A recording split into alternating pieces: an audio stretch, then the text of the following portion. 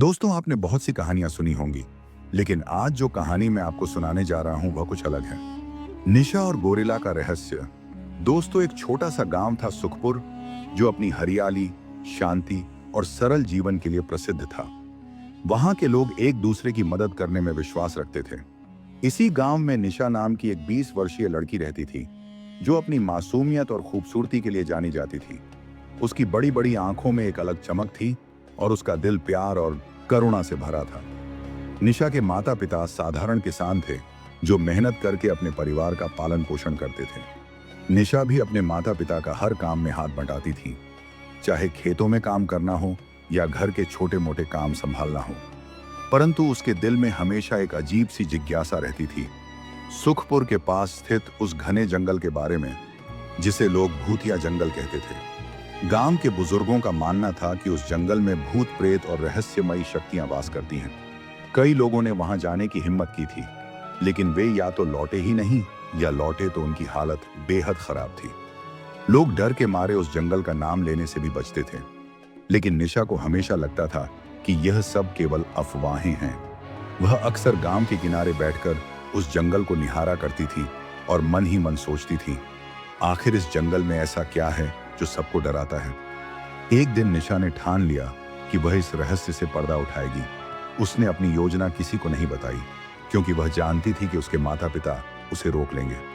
अगली सुबह सूरज उगते ही निशा ने एक झोले में पानी की बोतल, कुछ खाने का सामान और एक टॉर्च रखी और अकेले ही जंगल की ओर निकल पड़ी। जंगल के किनारे पहुंचकर उसने गहरी सांस ली और अंदर कदम रखा। जंगल का नजारा बेहद खूबसूरत था। ऊंचे ऊंचे पेड़, पक्षियों की मीठी आवाज और ठंडी हवा। निशा को यह जगह बिल्कुल भी डरावनी नहीं लगी। वह धीरे धीरे जंगल के भीतर जाने लगी।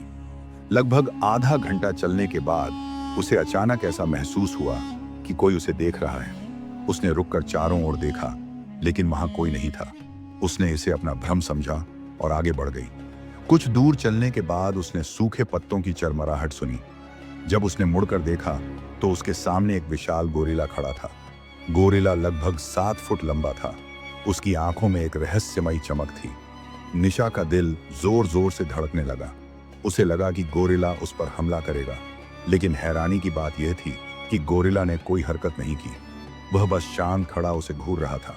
निशा ने धीरे धीरे पीछे हटने की कोशिश की, लेकिन तभी गोरिल्ला ने अपनी लंबी भुजाएं फैलाकर उसका रास्ता रोक लिया। उसकी आंखों में डरावनी चमक नहीं थी, बल्कि ऐसा लग रहा था जैसे वह कुछ कहना चाहता हो। गोरिल्ला ने अचानक जमीन से एक बड़ा पत्ता उठाया, जिस पर अजीब तरह के निशान बने हुए थे। वह इशारों में समझाने लगा, मानो वह उसे अपने पीछे आने को कह रहा हो। डर और जिज्ञासा के बीच निशा ने हिम्मत जुटाई और गोरिल्ला के पीछे पीछे चलने लगी। कुछ ही देर में वे एक गुफा के पास पहुंचे। गोरिल्ला ने गुफा की ओर इशारा किया, मानो उसे अंदर जाने को कह रहा हो। श्रापित आत्मा की पीड़ा। निशा ने झिझकते हुए गुफा के अंदर झांका। वहां उसे एक चमचमाता हुआ हार दिखाई दिया, जिसके पास एक पुरानी डायरी रखी थी। निशा ने डायरी उठाई और पढ़ने लगी। डायरी में लिखा था कि यह गोरिल्ला कभी एक राजकुमार था, जिसका नाम आरव था। एक क्रूर जादूगर ने उसे श्राप देकर गोरिल्ला बना दिया था।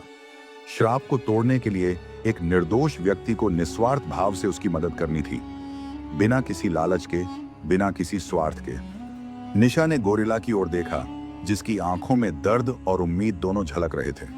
डायरी में लिखा था कि श्राप तोड़ने के लिए उस व्यक्ति को अपनी सबसे कीमती चीज का त्याग करना होगा। बलिदान का कठिन निर्णय।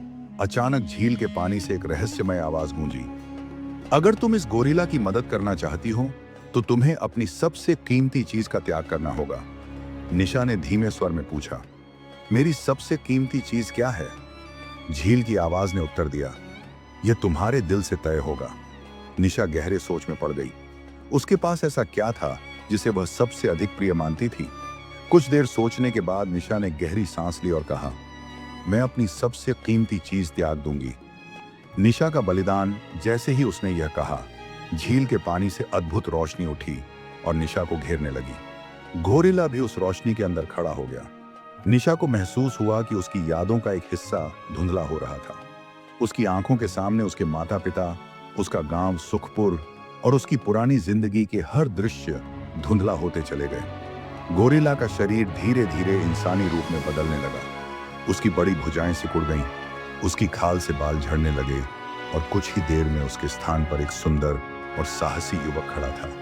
नया जीवन राजकुमार आरव ने निशा की ओर देखा और उसकी आंखों में कृतज्ञता के आंसू थे। तुमने मेरे लिए जो कुछ किया है उसके लिए मैं हमेशा तुम्हारा आभारी रहूंगा, आरव ने कहा। निशा ने कमजोर आवाज में पूछा, मुझे क्या हो रहा है? आरव ने भारी मन से कहा, तुमने अपनी सबसे कीमती चीज, अपनी यादें खो दी हैं। अब तुम अपने माता पिता, अपने गांव और अपनी पुरानी जिंदगी को भूल जाओगी। निशा के चेहरे पर उदासी छा गई, लेकिन उसने खुद को संभालते हुए कहा, अगर मेरी यादें ही मेरी सबसे कीमती चीज थीं, तो मैंने सही फैसला किया है। तुम्हारी मुक्ति मेरे लिए सबसे महत्वपूर्ण थी। आरव ने उसका हाथ थामा और वादा किया कि वह उसे कभी अकेला नहीं छोड़ेगा। अमर बलिदान भले ही निशा ने अपनी यादें खो दी थीं, लेकिन उसके बलिदान ने आरव को एक नई जिंदगी दी थी। सुखपुर के जंगल में उसकी महानता की कहानी हमेशा सुनाई जाती रही। एक ऐसी लड़की की कहानी जिसने अपने प्रेम और साहस से एक श्रापित आत्मा को मुक्त कर दिया था। निशा का बलिदान अमर बन गया। उसकी कहानी पीढ़ी दर पीढ़ी सुनाई जाने लगी, जो हर किसी को सिखाती रही कि सच्चा बलिदान वही है जिसमें निस्वार्थ प्रेम और साहस का समर्पण हो। अगर आपको यह कहानी पसंद आई हो तो इसे लाइक और शेयर जरूर करें और ऐसी ही प्रेरणादायक कहानियां सुनने के लिए हमारे YouTube चैनल को सब्सक्राइब करें।